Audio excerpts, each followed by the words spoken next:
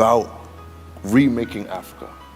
Well, I mean, there was a number of things that excited me about Africa, mainly being I'm African. You know, Same. you know, my father was he was a forward-thinking man, and he made sure that me, my brothers, my sisters, we were all born in the States, so we wouldn't have immigration problems coming back and forth. So whenever my mom was pregnant, he'll fly her in, we'll be born, then he'd ship us back. So I was in the States till I was about 12, then in Africa till I was about 12, and I came to the States. Went to school, and every summer we go back home, you know, for vacation. Then school start, we come back to the States, and then after high school, I decided to stay in the States. But I realized after 18 years of going back and forth to my mom and grandparents and all, you know, that neighborhood where we was raised, nothing really never changed in Africa. It was the same neighborhood, same villages, same lifestyle, same struggle, same everything. And I couldn't really understand because only the politicians actually had nice houses and drove in amazing cars and lived in areas where there was electricity, where the rest of the population, you know, lived in areas where there were no clean water, there was no electricity. The civilization was like really poor. And living in the US, I kind of got really spoiled.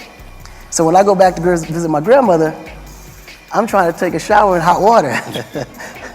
And there's no faucet for that matter. And when I needed water, you know, I would walk with my aunt to the well and we get the water. She put it on her head. I try to carry it because my head and my neck was too weak. And you know, that's another thing too, by the way. The women in Africa are so strong. I mean, they hold buckets this big of water and literally put it on their head with no hands and just walk like it's nothing. And I could barely pick up a bucket that was half the size. So I just realized there had to be a change, you know, and coming back into Africa also started with that change. There was also a huge possibility. And wherever there's huge possibility, there's just huge advantages.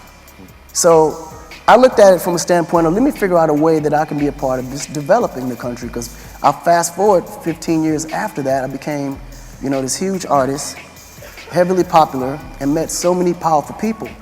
So I said, let me utilize all these relationships and figure out who I can partner with, what things I can create, and how I can be an advancement to Africa.